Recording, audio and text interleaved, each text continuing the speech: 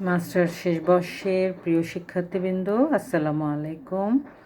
আমি জাফর নাহার তোমাদের social science research methodology এই পেপারটার উপরে একটা ক্লাস নিতে তোমাদের সামনে এসেছি। তোমাদের যে কোয়েশ্চেন্সগুলো দেওয়া হয়েছে বা বলা হয়েছে সেগুলোর মধ্য থেকে অনুসিদ্ধান্ত ও বা পূর্বানুমান বলতে কী বুঝো, সামাজিক গবেষণায় অনুসিদ্ধান্তের গুরুত্ব আর উত্তম পূর্বানুমানের বৈশিষ্ট্য, এই বিষয়টি নিয়ে আমি আজকে আলোচনা করব।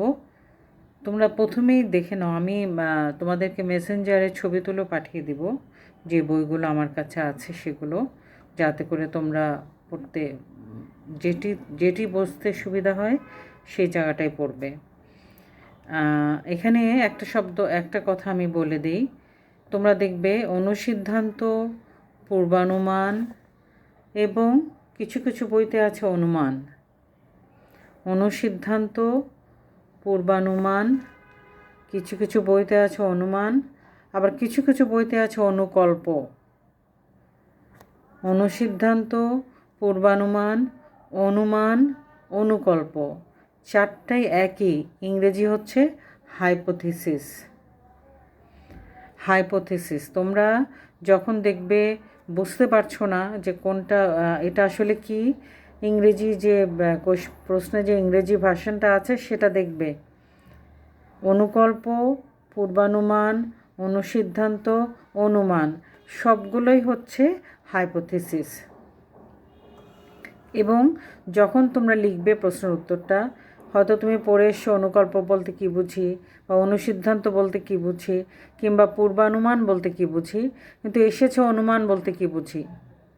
অনুমানটাও কিন্তু হাইপোথিসিস। সুতরাং আমি যখন উত্তরটা লিখব তখন কিন্তু আমি পড়ে এসছি অনুকল্প কাকে বলে, কারণ এই শব্দটা অনুকল্প হিসেবে আমি পড়ে এসেছি, কিন্তু তখন আমাকে ওখানে লিখতে হবে অনুমান বলতে আমি কি বুঝি, বা অনুমান শব্দটা উচ্চারণ করতে হবে, বা অনুমান শব্দটা লিখতে হবে। তাহলে ইংরেজি একটাই শব্দ হাইপোথিসিস, কিন্তু বাংলাতে বিভিন্নভাবে এটি উল্লেখ করা হয়েছে। অনুসিদ্ধান্ত, পূর্বানুমান, তারপরে বলা হয়েছে অনুকল্প, আবার কোনো কোনো বইতে লেখা হয়েছে অনুমান। সবই হচ্ছে হাইপোথিসিস। তাহলে এবার আমরা যাই মূল বিষয়ে, যে আমরা অনুসিদ্ধান্ত, পূর্বানুমান, অনুমান, অনুকল্প অথবা হাইপোথিসিস বলতে কী বুঝি। বলা হয়েছে আধুনিক বিজ্ঞানভিত্তিক গবেষণার মৌলিক উপাদানই হচ্ছে এই হাইপোথিসিস বা পূর্বানুমান বা অনুমান বা অনুকল্প বা অনুসিদ্ধান্ত।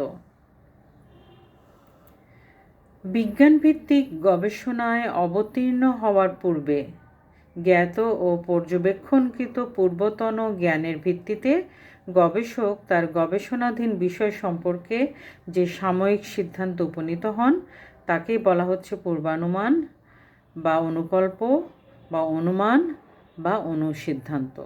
এটা যদি আমরা খুব সহজ কথায় বলি, যে আমরা যদি একটা গবেষণা করতে যাই, কোনো একটা বিষয় সম্পর্কে একটা সিদ্ধান্ত গ্রহণ করতে যাই, যেমন ধরা যাক আমরা মনে করলাম এই যে বর্তমান করোনা পরিস্থিতিতে আমরা হয়তো দেখলাম যে ঢাকা শহরের যে স্লাম এরিয়াগুলো আছে সেই জায়গাগুলোতে, যদিও এগুলো নিয়ে এখনও কোনো গবেষণা হয়নি, স্লাম এরিয়াগুলোতে আমরা করোনা এফেক্টেড পেশেন্ট কম দেখতে পাচ্ছি বা একেবারেই নাই দেখতে পাচ্ছি। এটি যদি আমার গবেষণার বিষয় হয়, তাহলে এখানে আমি বলতে পারি যে আমি আগে থেকে মনে করে রাখলাম যে স্লাম এরিয়ার মানুষরা যেহেতু অনেক বেশি পরিশ্রম করে, দৈহিক পরিশ্রম করে, ফলে তাদের মধ্যে রোগ প্রতিরোধ ক্ষমতাটা অনেক বেশি। এটি যদি আমি মনে করে আমি আমার গবেষণা শুরু করি বা কার্যক্রম শুরু করি, এইটাকে বলা হচ্ছে যে গবেষণাধীন বিষয় সম্পর্কে আগে থেকে একটা ধারণা, আগে থেকে একটা সাময়িক সিদ্ধান্ত, যে আমার গবেষণার ফলাফল হয়তো এরকমই আসবে যে এই ইসলাম এরিয়ার মানুষরা অনেক বেশি দৈহিকভাবে অনেক বেশি, তারা যেহেতু দৈহিক পরিশ্রম করে, অনেক বেশি পরিশ্রম করে, ফলে তাদের রোগ প্রতিরোধ ক্ষমতা অনেক বেশি, সে কারণে তাদের করোনা হচ্ছে না। এটি সিদ্ধান্ত নিয়ে হয়তো আমি আমার গবেষণাটা শুরু করতে পারি। এটিকেই বলা হচ্ছে পূর্বানুমান, অনুসিদ্ধান্ত অথবা অনুমান অথবা অনুকল্প। এখন আমরা চলে যাই যেটাকে ইংরেজিতে আমরা বলছি একটা শব্দে হাইপোথিসিস। এখন আমরা দেখি হাইপোথিসিস শব্দটা কী।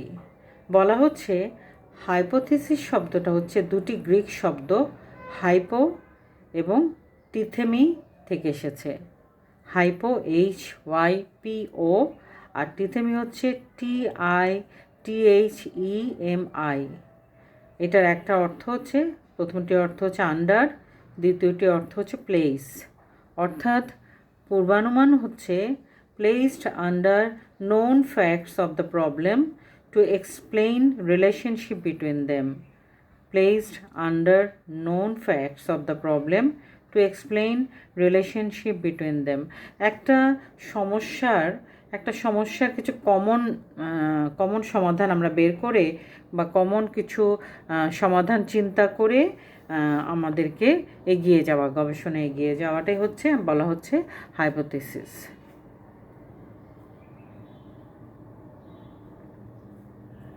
এখানে আমরা বড় বড় মানুষদের কথায় যেতে পারি, যেখানে কেডি বেইলির কথা বলা হচ্ছে। তিনি বলছেন পূর্বানুমান হলো একটি অস্থায়ী ব্যাখ্যা যার পরীক্ষায় প্রয়োজনীয় প্রমাণ প্রচ্ছন্ন হলেও বর্তমান। আবার সেল্টিস বলেন যে আমরা যখন কোনো সমস্যার সমাধান সম্বন্ধে অনুসন্ধান করি তখন তার সম্ভাব্য কিছু অনুমান বা ব্যাখ্যা ছাড়া এক পাও অগ্রসর হতে পারি না। আমাদের এই বাস্তব অভিজ্ঞতা আমাদের মনে উদিত হয় আমাদের অতীত অভিজ্ঞতা থেকেও বিষয়বস্তুর জ্ঞান থেকে। অর্থাৎ বাস্তব অভিজ্ঞতা আমাদের মনে উদিত হয় যে আমরা কিছু সম্ভাব্য কিছু অনুমান আমরা তখন করতে পারি বা অনুকল্প বা পূর্বানুমান বা অনুসিদ্ধান্ত উপনীত হতে পারি, যেটি দিয়ে আমরা গবেষণার কাজটা শুরু করতে পারি। সুতরাং পূর্বানুমান বা অনুকল্প বা অনুমান বা অনুসিদ্ধান্ত বা হাইপোথিসিসের একটা সরল সংজ্ঞা, সেটি হচ্ছে hypothesis is an assumption to be tested. সুতরাং আমরা এভাবেই অনুকল্প বা হাইপোথিসিস বা পূর্বানুমান বা অনুমান বা অনুসিদ্ধান্তকে ব্যাখ্যা করতে পারি। এখন আমরা চলে যাই যেটি আমরা জানছি, সেটি হচ্ছে সামাজিক গবেষণায় অনুসিদ্ধান্তের গুরুত্ব। অর্থাৎ একটা গবেষণা করতে গেলে এই অনুসিদ্ধান্ত বা পূর্বানুমান বা অনুকল্প বা অনুমানের কি গুরুত্বটা কি, এটা কেন করা হয়, কেন আমরা অনুমান করি একটা গবেষণা করতে গিয়ে বা অনুসিদ্ধান্ত নেই কিংবা অনুকল্পের আশ্রয় নেই, কেন আমরা এই বিষয়গুলোতে বা হাইপোথিসিসের গুরুত্বটা কি, একটি গবেষণায় হাইপোথিসিসের গুরুত্বটা কি। বলা হয়ে থাকে সব ধরনের গবেষণাতেই, সামাজিক গবেষণাতেই এই হাইপোথিসিস একটা গুরুত্বপূর্ণ ভূমিকা পালন করে। বলা হচ্ছে যে সবসময়কার এই যে বিবর্তনশীল সমাজে নিয়ত পরিবর্তিত হচ্ছে, এই সমাজের বিভিন্ন উপাদান নিয়ে কাজ করতে গিয়ে এই অনুমান বা পূর্বানুমান বা অনুকল্প বা অনুসিদ্ধান্ত একটা ফ্যাক্টর হিসেবে বা একটা চালিকা শক্তি হিসেবে কাজ করে। সঠিক পূর্বানুমান, কারেক্ট যদি আমি অনুমানটা করতে পারি, তাহলে আমার গবেষণাটি একটি সাকসেসফুল গবেষণা হতে পারে। এখন গুরুত্বটা কি, প্রয়োজনীয়তাটা বা আমরা এখানে বলছি গুরুত্বটা কি একটি গবেষণায়, সামাজিক গবেষণায় এই অনুসিদ্ধান্তে বা হাইপোথিসিসের গুরুত্বটা কি, কেন হাইপোথিসিসের ভালো দিকগুলা কি বা গুরুত্বটা কি, কি হয় হাইপোথিসিস করলে আমরা কি পাবো।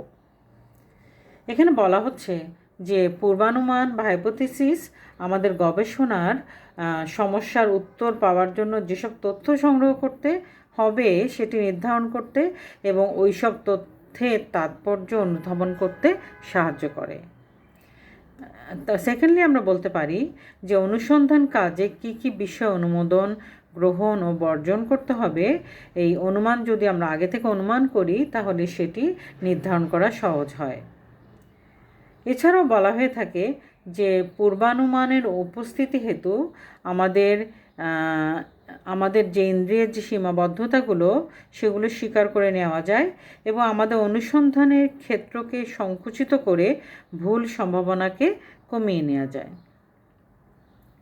এছাড়া হাইপোথিসিস গবেষককে বিশ্লেষণাধীন নির্দিষ্ট বিষয়ের মধ্যে মনোযোগী থাকতে সুযোগ করে দেয়। মানে আমি যদি অনুমান আগে করে রাখি তাহলে আমি বেশি ছড়িয়ে যাই না। একটা গবেষণা করতে গিয়ে যদি আমি অনেক বেশি ছড়িয়ে ফেলি আমার চিন্তাভাবনাকে, তাহলে সিদ্ধান্ত উপনীত হতে আমার অনেক বেশি সময়, মানে গুছিয়ে এনে কাজ করতে অনেক বেশি সময় লেগে যায়, যেটি আমাদেরকে গবেষণার সঠিক সিদ্ধান্তে পৌঁছাতে সমস্যা তৈরি করে। সে কারণে বলা হচ্ছে যে পূর্বানুমান কী করে, সেটি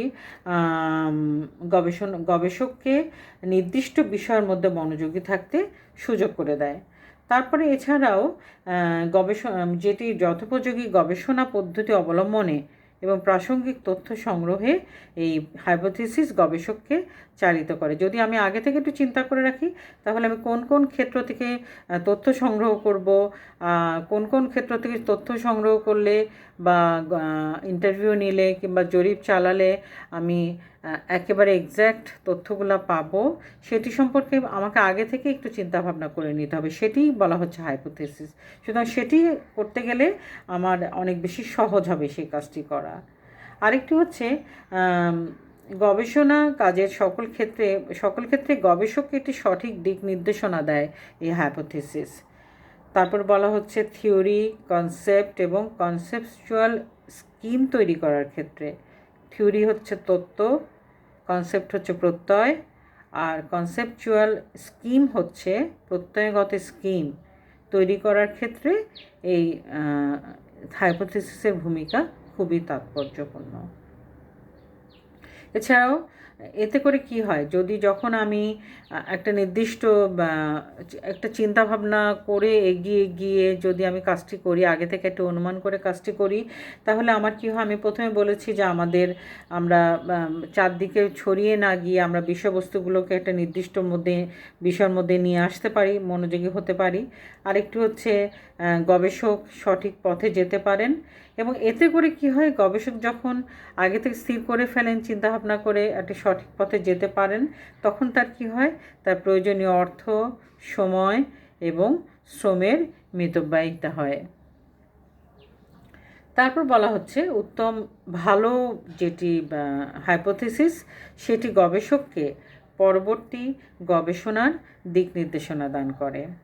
এছাড়াও এই ধরনের হাইপোথিসিস তত্ত্ব উন্নয়নে সহায়তা প্রদান করে এবং এর সাহায্যে একমাত্র সংশ্লিষ্ট বিষয়ের উপরে অনুসন্ধান কার্য চালানো যায় এবং অপ্রাসঙ্গিক যে বিষয়গুলো আছে, অপ্রয়োজনীয় যে বিষয়গুলো আছে সেগুলোকে বাদ দেওয়া যায়। আর সবশেষে আমরা একটু বলতে পারি যে একটি হাইপোথিসিস বৈজ্ঞানিক অনুসন্ধানের দিক নির্দেশ করে এবং যথেষ্ট পরিমাণ পূর্ণ অভিজ্ঞতার উপর প্রতিষ্ঠিত হলে অনুসন্ধানের কার্যক্রমকে সঠিক পথে পরিচালিত করে। তাহলে আমরা দেখতে পাচ্ছি যে হাইপোথিসিসের মধ্য দিয়ে আমরা গবেষণার যে কাজগুলো আছে সেগুলোকে আমরা অত্যন্ত নিয়ন্ত্রিত পরিবেশে, নিয়ন্ত্রিতভাবে সঠিক সময়োপযোগী করে এবং মনোযোগিতার সাথে আমরা এই কাজগুলোকে শেষ করতে পারি। এরপর আমরা চলে যাই তোমাদের প্রশ্ন যেটা আছে সেটি হচ্ছে উত্তম পূর্বানুমানের বৈশিষ্ট্য আলোচনা করো। এখানে উত্তম পূর্বানুমানের বৈশিষ্ট্যের মধ্যে হচ্ছে উত্তম অনুকল্প, উত্তম অনুমান, উত্তম অনুসিদ্ধান্তের বৈশিষ্ট্য। এই সবগুলো শব্দই একটি শব্দ, হাইপোথিসিস। তাহলে আমরা চলে যাই যে উত্তম পূর্বানুমানের বৈশিষ্ট্যগুলো কি কি। উত্তম পূর্বানুমানের প্রথম বৈশিষ্ট্যই হচ্ছে, বা হাইপোথিসিসের প্রথম বৈশিষ্ট্যই হচ্ছে যে এই হাইপোথিসিসটি প্রমাণ সাপেক্ষ হতে হবে। এটি এমন একটি হাইপোথিসিস হতে হবে যেটা থেকে আমরা একটা যৌক্তিক সিদ্ধান্তে যেতে পারি। আর এই হাইপোথিসিসগুলো যেন বাস্তব ঘটনা বা তথ্যের সাহায্যে সত্যায়িত করা যায়, এরকম প্রমাণ সাপেক্ষ হতে হবে। যে হাইপোথিসিস আমি নিই না কেন, এটি প্রমাণ সাপেক্ষ হতে হবে এবং এটি অবশ্যই বাস্তব ঘটনা বা তথ্যের সাহায্যে যাতে সত্যায়িত করা যায় সেরকম হতে হবে। কেননা বাস্তব ঘটনা বা উপাত্ত যদি কোনো হাইপোথিসিসকে সমর্থন না করে, তাহলে সেটা কিন্তু গবেষণার কাজটা আসলে করা খুব কঠিন হয়ে যাবে। 2 নম্বর বলা হচ্ছে যে হাইপোথিসিসটা আমরা নিব সেটি বাস্তব অভিজ্ঞতা ভিত্তিক হতে হবে। এটি অভিজ্ঞতা ভিত্তিক হতে হবে, বাস্তব অভিজ্ঞতা ভিত্তিক হতে হবে। কেননা বলা হচ্ছে বিভিন্ন গবেষণাধর্মী যে বই আছে, রচনা, সাময়িকী বা গবেষণা প্রতিবেদন, এগুলো থেকে অর্জিত জ্ঞান এবং গবেষকের নিজস্ব যে বিচক্ষণতা অভিজ্ঞতার ভিত্তিতেই এই হাইপোথিসিসটা তৈরি করতে হবে বা প্রতিষ্ঠা করতে হবে, অর্থাৎ বাস্তব অভিজ্ঞতা ভিত্তিক হতে হবে। 3 নম্বরে বলা হয়েছে এটার কনসেপ্ট যেটা আছে সেটি কনসেপচুয়াল যে বিষয়টি সেটি সুস্পষ্ট হতে হবে। কারণ বলা হয়েছে যে যে এটা বলা যাবে না যে আমি গবেষক, এটা আমার ব্যক্তিগত ব্যাপার, আমি আমার মতো করে এই কনসেপ্টটাকে বুঝে নিব, সেটা কিন্তু হবে না। এটি সবার কাছে সবাই বুঝতে পারতে হবে, এটি সবাই বুঝতে হবে। সাধারণ অন্যের কাছে এটা বোধগম্য হতে হবে। আমি শুধু বুঝলে হবে না, অন্যও সহজভাবে যেন জিনিসটা বোঝে, সেভাবেই আমার হাইপোথিসিসটা ব্যাখ্যা করতে হবে, যেটি যাতে সব দিক থেকে এটি সুস্পষ্ট হয়, কনসেপ্টটা প্রত্যয়টি সুস্পষ্ট হয় সকলের কাছে। এবং এই কারণে বলা হচ্ছে যে আমি যে কনসেপ্টগুলো নেব সেগুলার সুস্পষ্ট এবং কার্যকরী সংজ্ঞা প্রদান করতে হবে। এমন কোনো হাইপোথিসিসই কে উত্তম বা ব্যবহার উপযোগী বলা যাবে না, কোনো হাইপোথিসিসকে উত্তম বা ব্যবহার উপযোগী বলা যাবে না যেটা সুস্পষ্ট হবে না প্রত্যয়গত দিক থেকে বা কনসেপ্টের দিক থেকে, যেটা সুস্পষ্ট হবে না, যেটা সব কেউ বুঝবে না, এরকম কোনো বিষয়কে আমরা উত্তম হাইপোথিসিস বা ভালো হাইপোথিসিস বলতে পারবো না। তারপর এটি বলা হয়েছে যে এটিকে সুনির্দিষ্ট হতে হবে, স্পেসিফিক। আমরা সবসময় বলি যখনই আমরা কাউকে কোনো প্রশ্ন করি বা কারো কাছ থেকে কোনো প্রশ্ন চাই কোনো বিষয় সম্পর্কে, আমরা কিন্তু সবসময় বলি প্রশ্নটা যেন স্পেসিফিক হয়, প্রশ্নটা যেন সুনির্দিষ্ট হয়, এদিক ওদিক আশেপাশ করে প্রশ্ন করবে না, সবসময় নির্দিষ্ট প্রশ্ন করবে। যে কোনো গবেষণার প্রশ্ন যেন সুনির্দিষ্ট হয়, অর্থাৎ যে গবেষণার উদ্দেশ্য অনুসারে যে হাইপোথিসিসটি ধরে নেওয়া হয়েছে সেটি যে কোনো এক বা একাধিক বিষয়ের উপর সুনির্দিষ্টভাবে রচিত হতে হবে। সুনির্দিষ্টভাবে বর্ণনা করা যায় এমন বিষয়গুলোই কেবলমাত্র এই হাইপোথিসিসের অন্তর্ভুক্ত থাকবে, যেমন রাজনৈতিক কার্যালয়, পেশা, আয়, শিক্ষা, এই ধরনের বিষয়গুলো উত্তম বা ভালো হাইপোথিসিসের ক্ষেত্রে সুনির্দিষ্ট কতগুলি পদ। একটি হাইপোথিসিসকে সুনির্দিষ্ট করতে হলে একে দুটো সাব হাইপোথিসিসও ভাগ করা যেতে পারে, কারণ এর ফলে দুইটা ততোধিক চলকের মধ্যে সম্পর্ককে আরও স্পষ্ট ও সহজভাবে উপস্থাপন করা যায়। আমরা চলক তো জানি, তাই না, ভ্যারিয়েবল। এরপর আমরা চলে যাই 5 নম্বরে। এখানে বলা হচ্ছে যে যেটা হাইপোথিসিস সেটাকে প্রচলিত কৌশলাদির সাথে সম্পর্কযুক্ত থাকতে হয়। প্রচলিত যে কৌশলাদি আছে, টেকনিকগুলো আছে, প্রচলিত যে টেকনিকগুলো আছে সেগুলোর সাথে সম্পর্কযুক্ত থাকতে হয়। কারণ বলা হয়েছে একজন তাত্ত্বিক যিনি গবেষণা করেন তিনি জানেন না যে সবসময় তিনি জানবেন না যে এই যে হাইপোথিসিস সেটার জন্য কি কি কৌশল আমাকে অবলম্বন করতে হবে বা পর্যাপ্ত কৌশলগুলো কি।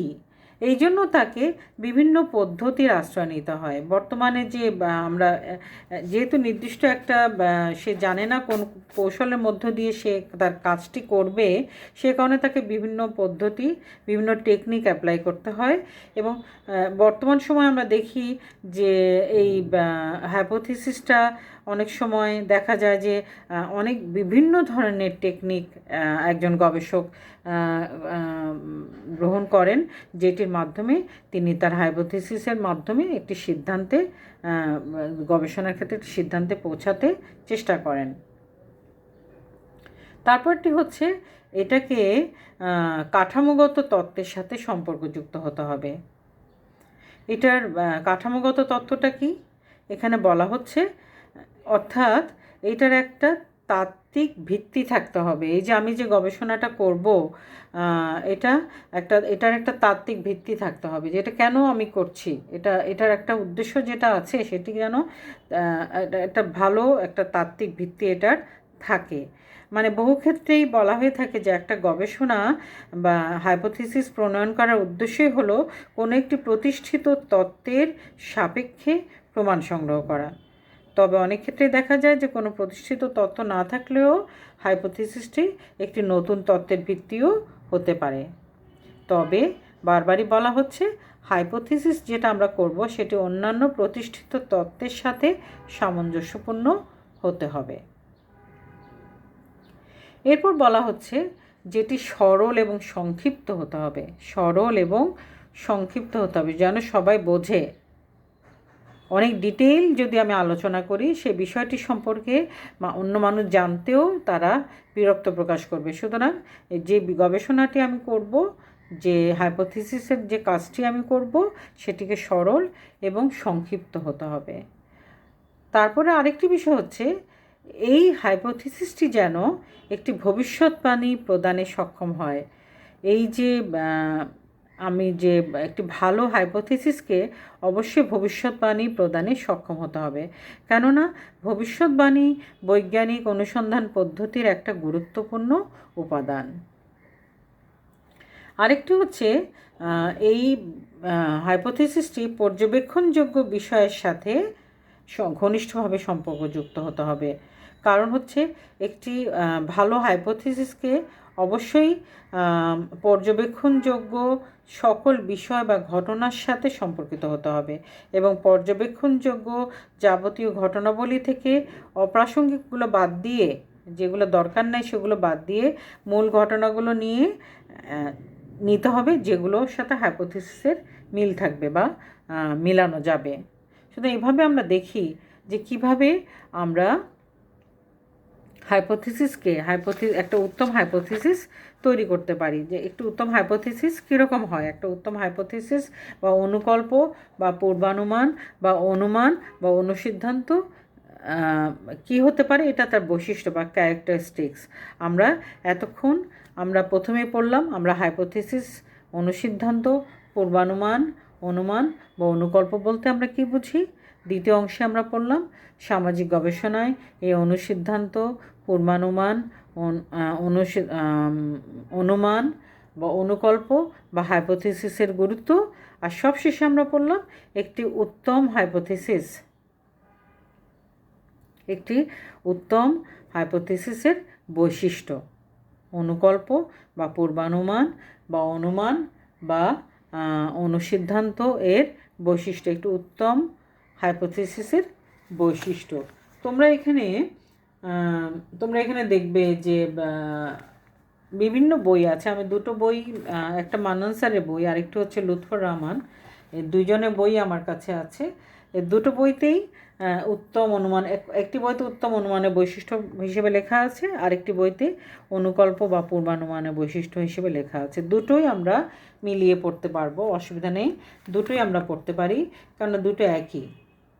কেননা মান্নান স্যারের বইতে আছে এটা বৈশিষ্ট্যগুলো ধারণাগত স্পষ্টতা, পর্যবেক্ষণযোগ্যতা, বাস্তব অভিজ্ঞতা ভিত্তিক একই। তবে যেটা বুঝতে সহজ লাগবে, যেটা বুঝতে আমরা সহজে বুঝবো, আমরা সেটাই পড়ব। ঠিক আছে, আজকে যদি না বুঝে থাকো অবশ্যই আমাকে মেসেজ করবে তোমরা মেসেঞ্জারে। আমার যেটা গ্রুপে আছে, আমার গ্রুপে না, আমার যেটা ব্যক্তিগত যে মেসেঞ্জারের যে গ্রুপ, মেসেঞ্জারের যে আমার যে আমার যেটা আছে সেখানেই তোমরা আমাকে যদি না বুঝো আমাকে জিজ্ঞেস করতে পারো, আমার কাছে জানতে চাইতে পারো। কারণ বিষয়টা আমি অনেক বছর আগে পড়েছি, সেহেতু আমাকে এটা পড়ে তোমাদেরকে পড়াতে হচ্ছে। আমি আর এত বছর এই পেপারটা আমি পড়াই নাই, সে কারণে আমাকে আবার পড়তে হচ্ছে, পড়ে তারপর তোমাদের পড়াতে হচ্ছে। আর যেহেতু সময় স্বল্পতা, সে কারণে আমি জানি তোমাদের সমস্যা হবে, কিন্তু এটি এটি আমি এই যে একটু আগে বললাম যে যখন যে সময়টা আসবে, যে সমস্যাটা আসবে, আমরা সেই সমস্যাটাকে মোকাবেলা করব যে কোনো পরিস্থিতিতে, যে কোনোভাবে। এবং সেটা করার জন্য এই তোমাদের যে বয়স, সে বয়সটা আসলে এই ধরনের সমস্যাগুলো মোকাবেলা করার জন্য উপযুক্ত বয়স। আমরা আমরা আমরাই এখনও বিভিন্ন ধরনের চ্যালেঞ্জ মোকাবেলা করছি, সুতরাং তোমাদের যে বয়স, তোমাদের জন্য এটা আরও বেশি সহজতর। সুতরাং আমি মনে করি এই এই যে চ্যালেঞ্জটা, সেটাও তোমরা খুব সাকসেসফুলি ওভারকাম করবে, এবং তোমরা সবাই খুব ভালো পরীক্ষা দিবে, সবাই খুব ভালো রেজাল্ট করবে, এবং ভবিষ্যতে আমরা প্রশাসনে, আমরা সমাজের সকল ক্ষেত্রে, রাষ্ট্রের সকল ধরনের কাজগুলোতে আমরা তোমাদেরকে দেখতে পাবো, যেখানে তোমরা তোমাদের যোগ্যতা, দক্ষতা বা অভিজ্ঞতা সেটা হিসেবে তোমরা কাজ করবে। তাহলে আজকে এ পর্যন্ত। ধন্যবাদ তোমাদেরকে। দোয়া করি তোমরা সবাই ভালো থাকো, সুস্থ থাকো, এবং সুস্থভাবে তোমাদের যে পরীক্ষা আছে সে পরীক্ষাগুলো দিবে, এবং আল্লাহর রহমতে অবশ্যই তোমরা সাকসেসফুল হবে। এই দোয়া তো আমরা সবসময় করি তোমাদের জন্য। তো আজকে এই পর্যন্ত। ধন্যবাদ সবাইকে। আসসালামু আলাইকুম।